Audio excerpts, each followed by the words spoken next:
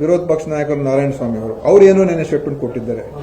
ಅವ್ರಿಗೆಲ್ಲ ಪೊಲೀಸರು ಇವ್ರನ್ನ ಯುದ್ಧಕ್ಕೆ ಇದಕ್ಕೆ ಪ್ರಚೋದನೆ ಅವರೇ ಸಹಕಾರ ಕೊಟ್ಟಿದ್ದಾರೆ ಈ ಹತ್ಯೆಗೆ ಅಂತ ಏನೇನೋ ಮಾತಾಡ್ತಾರೆ.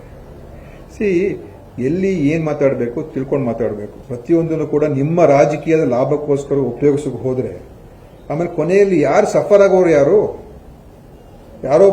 ಸಾಯ್ತಾ ಇದ್ದಾರೆ. ಇವ್ರ ರಾಜಕಾರಣ ಬೇಳೆ ಬೇಯಿಸ್ಕೊಳ್ಳೋದಕ್ಕೋಸ್ಕರ ಇವ್ರ ಪೊಲಿಟಿಕಲ್ ಪವರ್ಗೋಸ್ಕರ ಯಾರನ್ನು ಬೇಕಾದ್ರೆ ತ್ಯಾಗ ಮಾಡಕ್ಕೆ ರೆಡಿ ಆಗಿಬಿಟ್ಟಿದ್ದಾರೆ ಇವರೆಲ್ಲ. ಇದು ಸಾರ್ವಜನಿಕರು ಅರ್ಥ ಮಾಡ್ಕೊಳ್ಬೇಕು. ಮತ್ತು ನಮ್ಮ ಈಗಾಗಲೇ ಆಂಟಿ ಕಮ್ಯುನಲ್ ಫೋರ್ಸ್ ಅನ್ನು ಮಾಡಬೇಕು ಅಂತ ಇದ್ದೀವಿ. ಯಾಕಂದ್ರೆ ದಕ್ಷಿಣ ಕನ್ನಡ ಜಿಲ್ಲೆಯಲ್ಲಿ ಇದೇ ದೊಡ್ಡ ಸುದ್ದಿ ಆಗ್ಬಿಟ್ರೆ ನಾಳೆ ಯಾರು ಬರ್ತಾರೆ ಅಲ್ಲಿಗೆ? ಇನ್ವೆಸ್ಟ್ಮೆಂಟ್ ಬರೋದಿಲ್ಲ, ಪ್ರವಾಸೋದ್ಯಮ ಬೆಳೆಯೋದಿಲ್ಲ. ಇದೇ ಇಂಥ ವಿಷಯಕ್ಕೇನೆ ಇವತ್ತು ಅದು ರಾಷ್ಟ್ರೀಯದಂತ ಹೆಸರು ಪಡ್ಕೊಂಡಿದೆ. ಅದು ಹೋಗ್ಬೇಕು. ಅದೆಲ್ಲ ಹೋಗ್ಬೇಕಾದ್ರೆ ನಾವೆಲ್ಲರೂ ಸೇರಿ ಕೆಲಸ ಮಾಡಬೇಕು. ನಾನು ಯಾರನ್ನು ಕೂಡ ಬಿಟ್ಟು ಹೋಗೋದಿಲ್ಲ. ಆದರೆ ಈ ತರ ಹೇಳಿಕೆಗಳು ಕೊಡ್ತಾ ಹೋದ್ರೆ, ಇದೇ ರಾಜಕಾರಣ ಮುಂದುವರ್ಸ್ಕೊಂಡು ಹೋದ್ರೆ ಅವ್ರು ಯಾರು ಪರ ಇದ್ದಾರೆ? ಈ ಹರೀಶ್ ಪುಂಜಾ ಅಂತವ್ರು ಇದೇ ತರ ಹೇಳಿಕೆಗಳು ಕೊಡ್ತಾ ಹೋದ್ರೆ ಯಾರು ಏನು ಉದ್ದೇಶ ಏನು ಅವ್ರದ್ದು? ಇನ್ನೂ ಗಲಾಟೆ ಆಗ್ಬೇಕು, ಇನ್ನೂ ಗಲಾಟೆ ಎಬ್ಬಿಸ್ಬೇಕು, ಇನ್ನೂ ಈ ತರ ಒಂದು 10 ಹೆಣ ಬೀಳಬೇಕು. ಇದು ನಾವು ಒಪ್ಕೊಳ್ಳೋಕೆ ಸಾಧ್ಯನೇ ಇಲ್ಲ.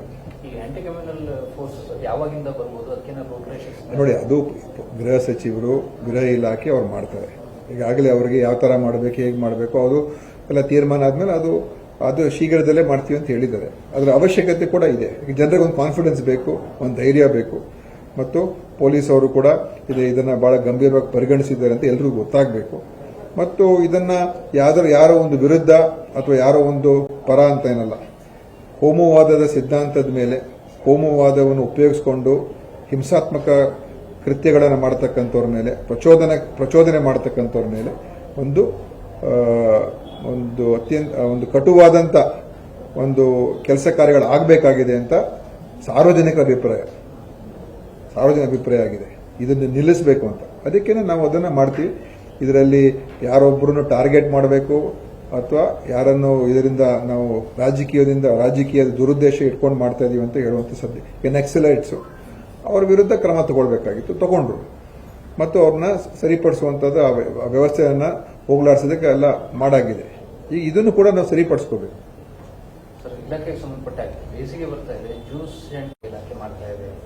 ಅದು ನಮ್ಮ ಫುಡ್ ಸೇಫ್ಟಿ ಅವ್ರು ಮಾಡ್ತಾರೆ. ಯಾಕೆಂತ ಹೇಳಿದ್ರೆ ಅವರು ಆ ತಿಂಗಳಿಗೆ ಏನೇನು ಮಾಡಬೇಕು, ಯಾವ್ದ್ರ ಮೇಲೆ ಗಮನ ಕೊಡಬೇಕು ಅಂತ. ಯಾಕಂದ್ರೆ ಕ್ವಾಲಿಟಿ ಮತ್ತು ಬೇರೆ ಬೇರೆ ರೋಗಗಳು ಕೂಡ ಹರಡಬಾರ್ದು, ಮಾಲಿನ್ಯ ಇರುವಂತ ಪದಾರ್ಥಗಳನ್ನು ಉಪಯೋಗಿಸ್ಕೋಬಾರ್ದು. ಸೊ ಅದನ್ನ ಮಾಡ್ತಾ ಇದ್ದಾರೆ. ಅದರ ಒಂದು ವರದಿಗಳು ಕೂಡ ನಾವು ಬಿಡುಗಡೆ ಮಾಡ್ತೀವಿ.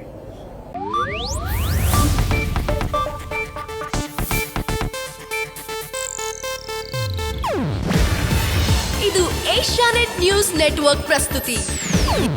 ನೀವು ನೋಡ್ತಿದ್ದೀರಾ ಏಷ್ಯಾನೆಟ್ ಸುವರ್ಣ ನ್ಯೂಸ್.